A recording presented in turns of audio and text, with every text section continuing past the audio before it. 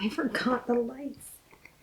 Hey everyone, welcome to my new sewing series. I am so excited for this handful of videos that I'm going to do.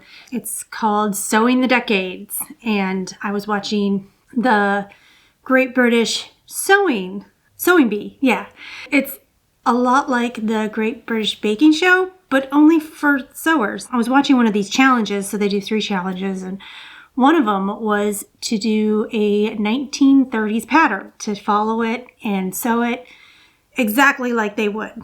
And I got to thinking, that'd be kind of fun. So I investigated and I looked for 1930s patterns. I'm going to start in the 30s and I'm going to go all the way to present and really look at the difference, because I didn't think there was going to be that much difference, but oh my goodness, there is so many differences. Yeah. So I went to eBay. eBay is a good way to find patterns for like vintage patterns. And I actually bought this one from All Original Patterns Vintage for Me Too. She has so many patterns. The oldest I could find was the 1930s. So I'm wondering if that is when patterns started. I paid $26 for this pattern, which is the most I've ever spent on any pattern. But I think it's cute. So here is an original 1930s pattern. It is wild that this is almost 100 years old. This video, I'm just going to talk about the differences between patterns now and patterns back then, because there's so much difference and I didn't realize at all. Okay, so just for reference, I have a McCall's pattern that I just recently bought, and this is a size 16 back in 1930, and I'm going to show you the size 16 from 2025 now. This was so eye-opening. A 16 back in the 30s, the bust size was 34, and 16, your bust size is 38. Like, that's a significant amount more. Your hip now, well, this is 37 and now it's 40. Most of these go by your bust size, and when you buy said pattern, so this one has sizes 14, 16, 18, 20, and 22. And this has size 16. Just one size, and that's it. And you don't get to choose. Okay, so where was I? Just talked about sizes. Oh, right. The other difference between this modern and this one that's in the 30s is the inches of fabric. So the width of the fabric, 35 inches. I don't know anything that's made 35 anymore. It is now 45 or 60. Fabric has gotten wider from selvage to selvage. Also, don't have a notions. Usually in the back it goes notions, 5/8 inch buttons to make this dress.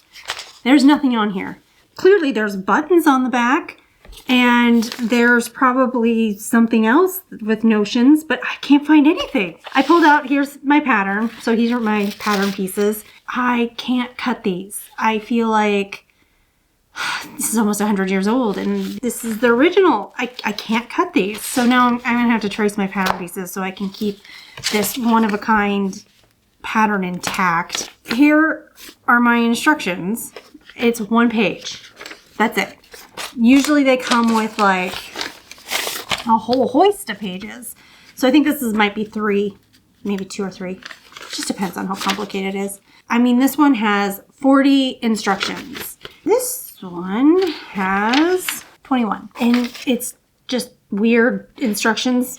Very, very weird instructions. There is no notions on here. I looked through it and I found I need some bias tape, snaps, and buttons, but they don't tell me what size buttons, so I guess I could just pick my own, but it's hard to visualize like what will look good until you get it put together. I'm getting like cute little half pearl ones to put on the back, but it's just wild to me how you just kind of had to know how to put things together or you just didn't sew. And then they have this cute little thing on the bottom which says finishing details, and it tells you how to finish seams and then sewing collar to neck edge with seam binding. Like, there was no facing. Usually you hide a collar with a facing, but there's no facing. You have to use tape, which I've never done. I'm trying really hard to follow exactly the way it tells me. And there's lapped seams. I've never done a lapped seam.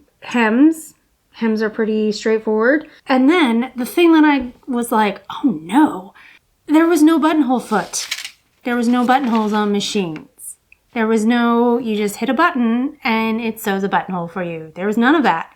You did it by hand. There's 10 buttonholes. And I already told myself that I was going to make this just like the instructions tell me. And how to make a plain buttonhole is on the bottom. So I have to hand sew a buttonhole. We'll see how that goes. I might fudge. We'll see. We'll just see. There's bound buttonholes, which I guess they're just sturdier, but also by hand. And then how to finish opening with underlap and sew inside belt to skirt. Looks like a placket to me.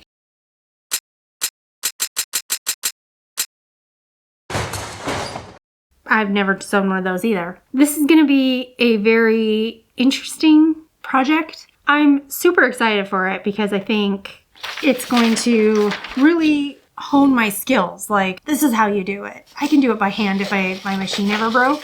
Maybe? I don't know. But it makes you stop and think, wow, we are so incredibly lucky to have 40 instructions and pictures telling us what to do, because there is just like a diagram and they kind of point. There was no zippers back then either, so that's why everything's buttoned from the back, which I have no idea how any woman got in and out of their clothes without somebody buttoning them up in the morning. Thank goodness for zippers.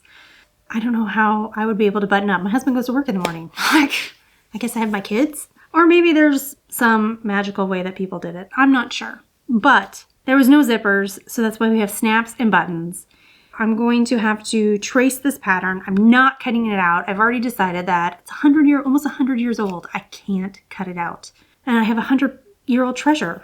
I bought some crepe for the material. It says novelty woolens. Linen, which I am not a fan of linen. Jersey crepe. Gingham, not a fan of that either. And you can use also silk, cotton, wool, rayon, and other synthetic fibers. There's just a whole host of what you can do. I forgot to mention that this pattern cost 45 cents. I mean, if I didn't buy this on sale, which I always buy them on sale, they would be $19. And you just cut it up. Like, that's outrageous to me.